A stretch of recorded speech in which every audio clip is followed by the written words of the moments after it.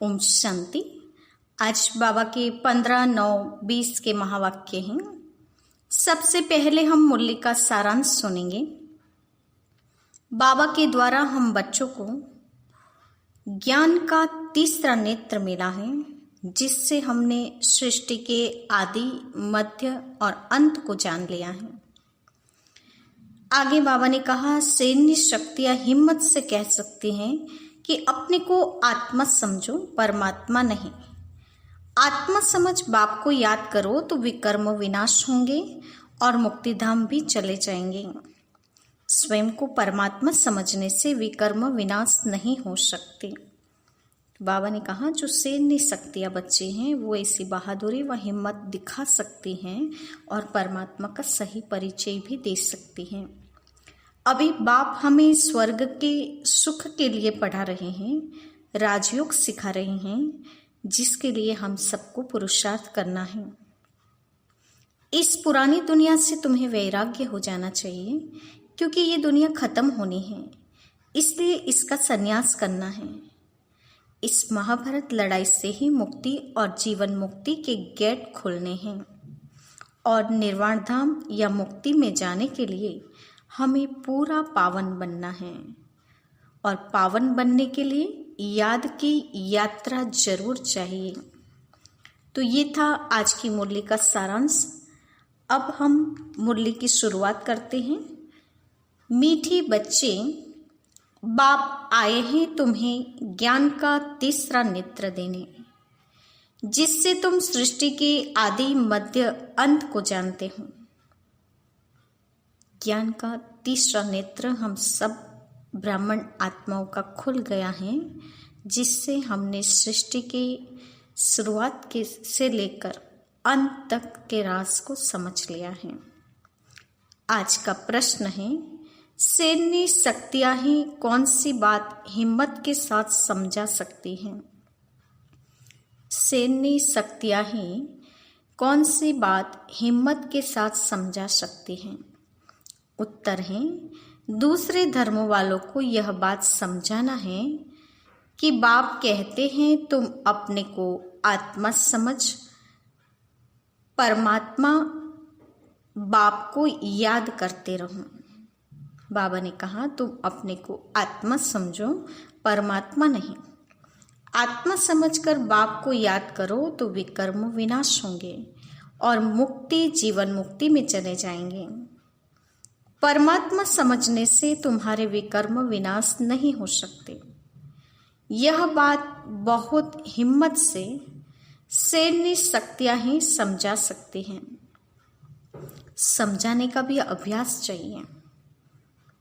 बाबा ने कहा, समझाने पर पकड़ होनी चाहिए, उसकी प्रैक्टिस व अभ्यास होगा तो अच्छे से समझा सकते हैं। आज का गीत है, नयनहीन को राह दिखाओ प्रभु। ओम शांति। बच्चे अनुभव कर रहे हैं, रूहानी याद की यात्रा में कठिनाई देखने में आती है। भक्ति मार्ग में दर ठोकरें खानी ही होती हैं। अनेक प्रकार के जप तप यज्ञ करते, शास्त्र आदि पढ़ते हैं, जिस कारण ही ब्रह्मा की रात कहा जाता है। आधा कल्प रात, आधा कल्प दिन। ब्रह्मा अकेला तो नहीं होगा ना। प्रजापिता ब्रह्मा है तो जरूर उनके बच्चे कुमार कुमारियां भी होंगे, परंतु मनुष्य नहीं जानते हैं। बाप ही बच्चों को ज्ञान का तीसरा नेत्र देते हैं, जिससे तुमको सृष्टि के आदि, मध्य, अंत का ज्ञान मिला हुआ है। तुम कल्प पहले भी ब्राह्मण थे और देवता बने थे। जो बने थे वही फिर बनेंगे। आदि सनातन देवी देवता धर्म के तुम हो।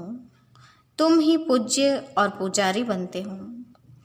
अंग्रेजी में पूज्य को वर्षी पदवर्ती और पुजारी को वर्षी पर कहा जाता है। भारत ही आधा कल्प पुजारी बनता है।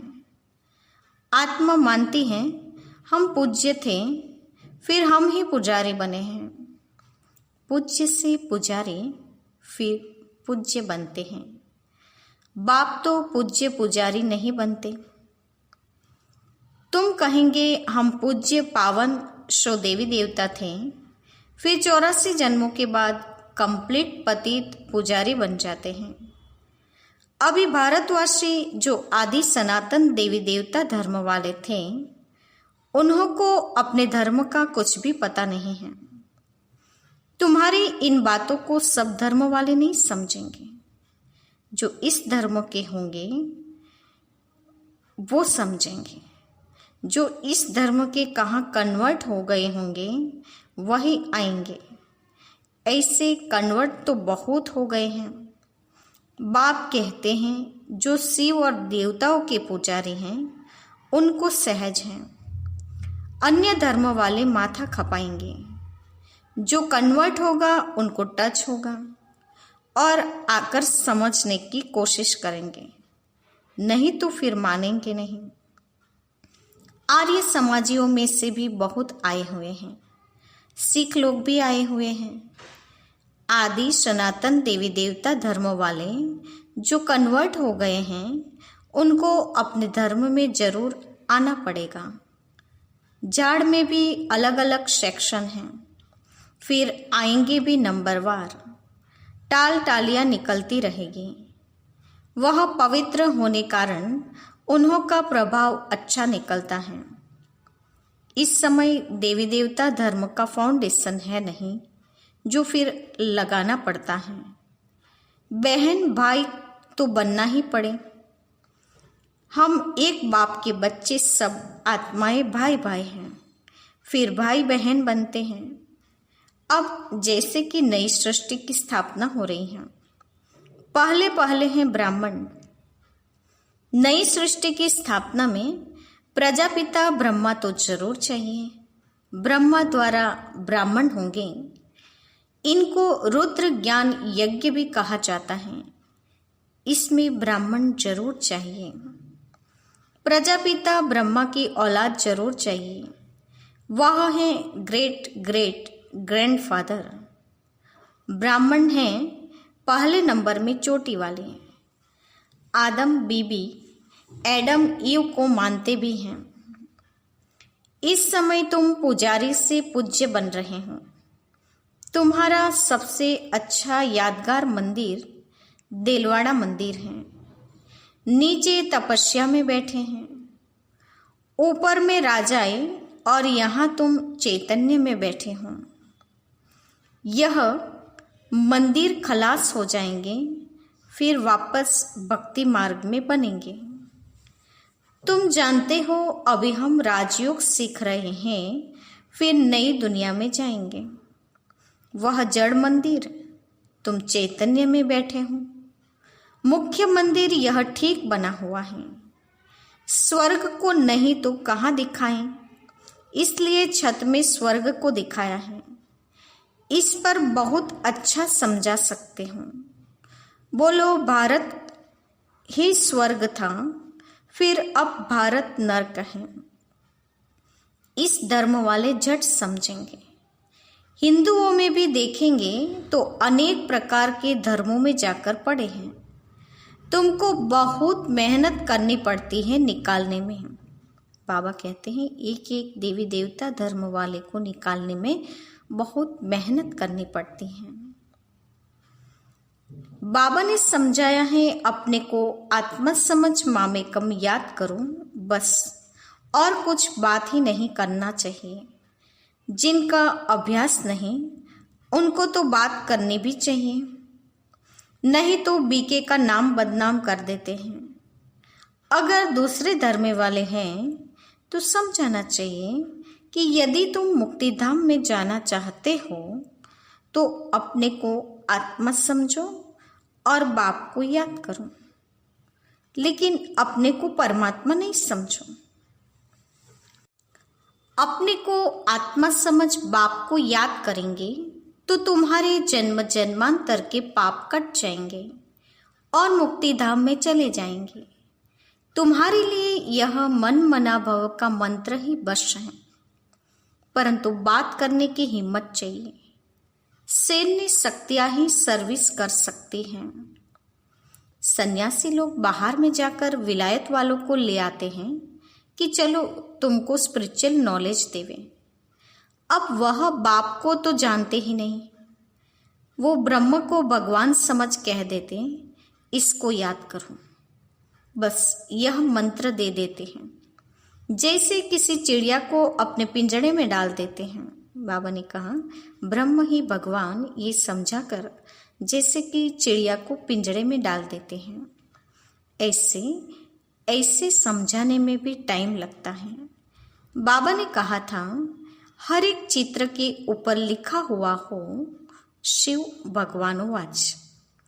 तुम जानते हो अब इस दुनिया में धनी बिगर सब निधन के हैं, इसीलिए पुकारते हैं तुम मात पिता हम बालक तेरे।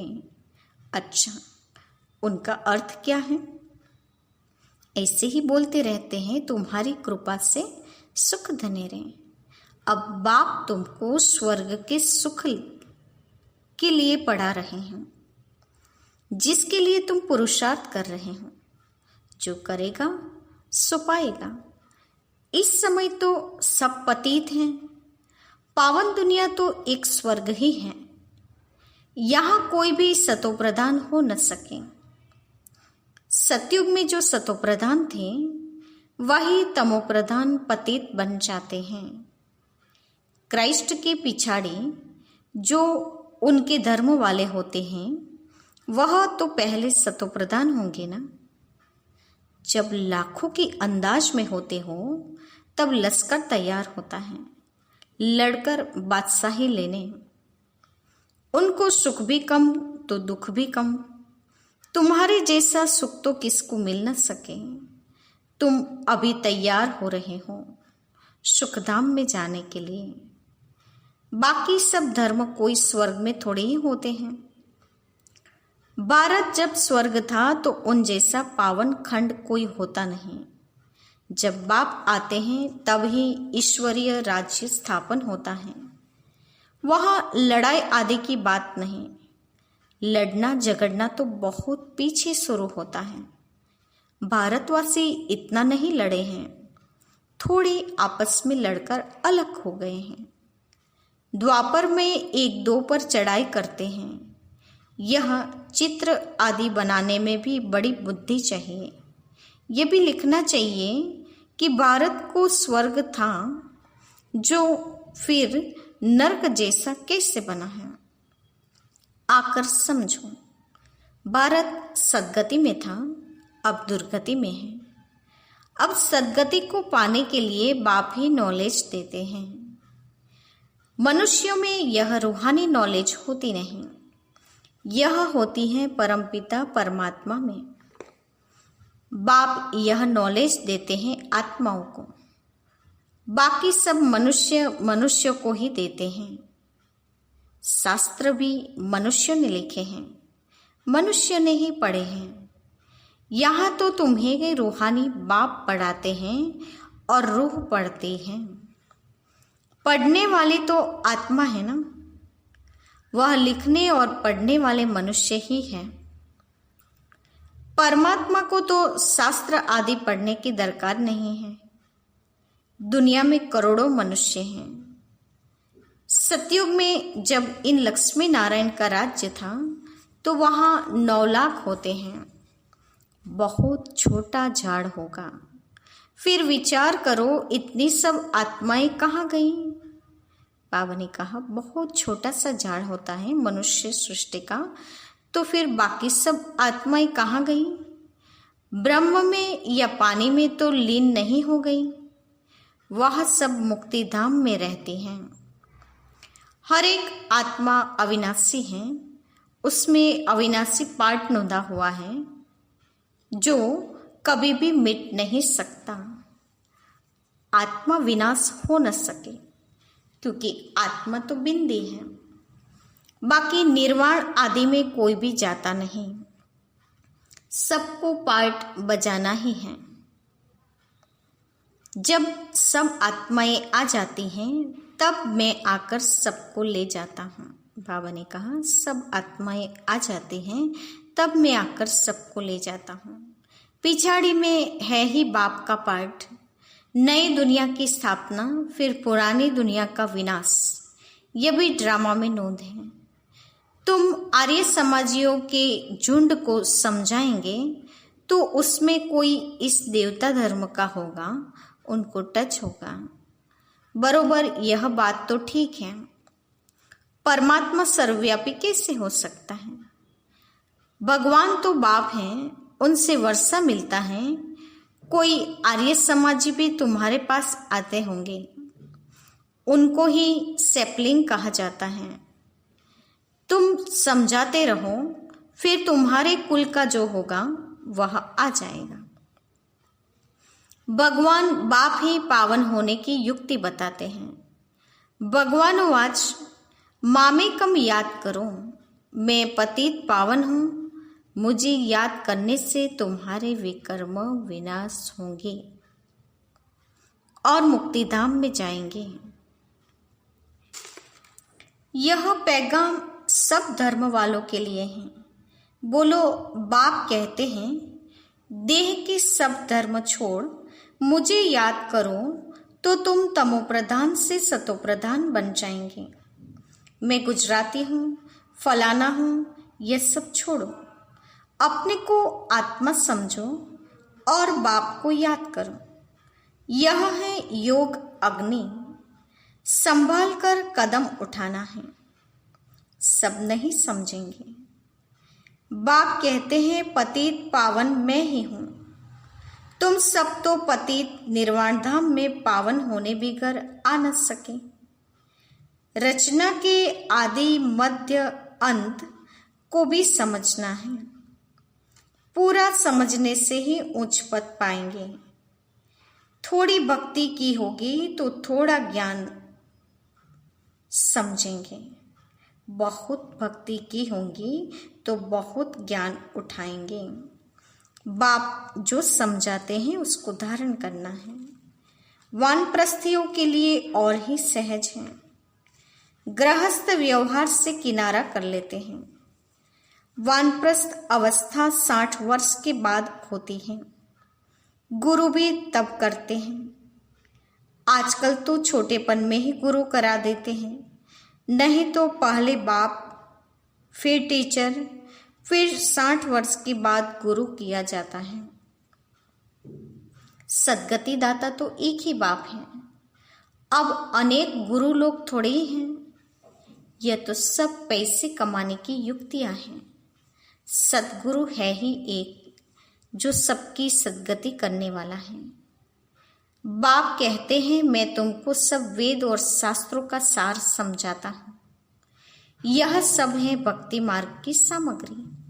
सीढ़ी उतरना होता है। ज्ञान, भक्ति और फिर भक्ति का है वैराग्य। जब ज्ञान मिलता है तब ही भक्ति का वैराग्य होता है। इस पुरानी दुनिया से तुमको वैराग्य होता है।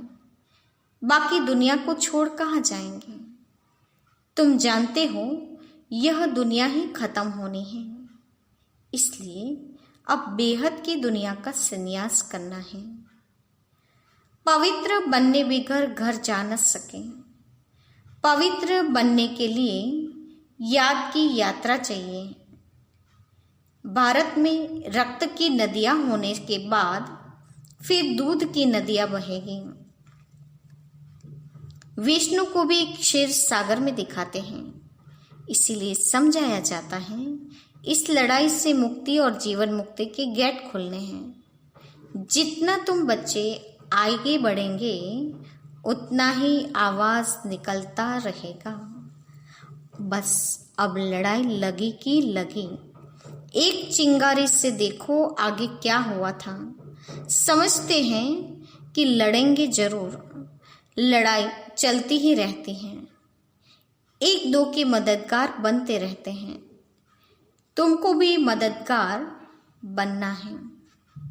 तुमको भी नई दुनिया चाहिए तो पुरानी दुनिया जरूर खत्म होनी चाहिए। अच्छा, मीठे मीठे सिकिलते बच्चों के प्रति माता पिता बाप दादा का याद प्यार और गुड मॉर्निंग। रूहानी बाप की रूहानी बच्चों को नमस्ते। हम रूहानी बच्चों की रूहानी माता पिता बाप दादा को याद प्यार और नमस्ते। पूरी मूल्य का धारणा युक्त मुख्य सार। पहले पॉइंट,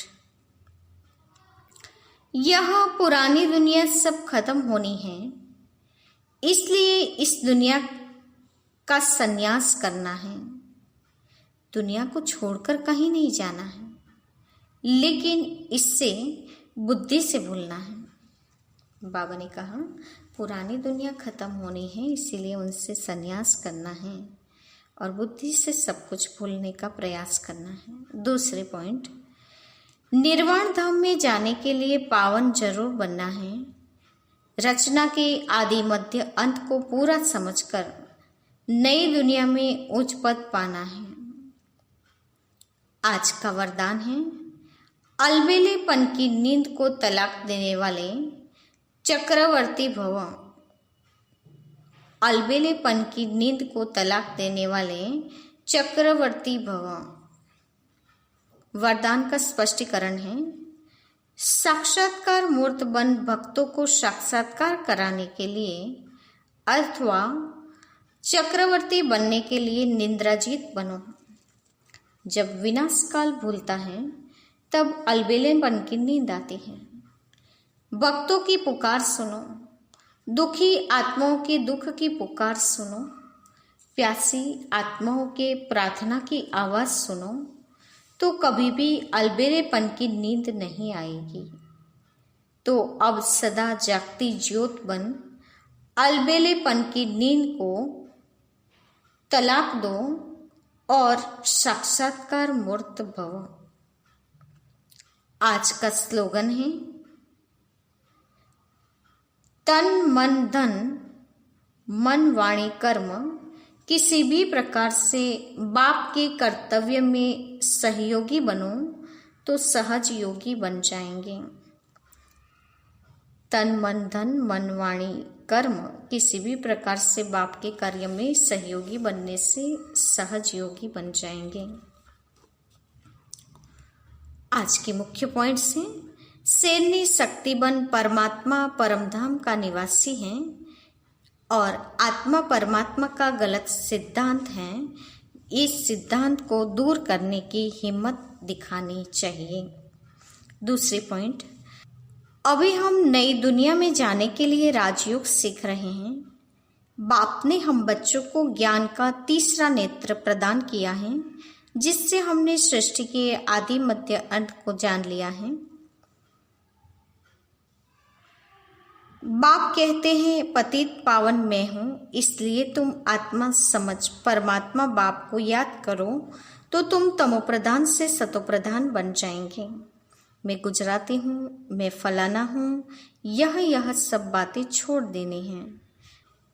भक्तों को साक्षात्कार कराने के लिए अलबेलेपन की नींद को तलाक दें, सदा जागती ज्योत बन साक्षात्कार मूर्त बनना है।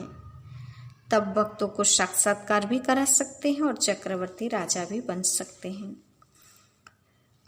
बाप के कार्य में मन वचन कर्म और तन मन धन से सहयोगी बनने से सहज योगी बन सकते हैं।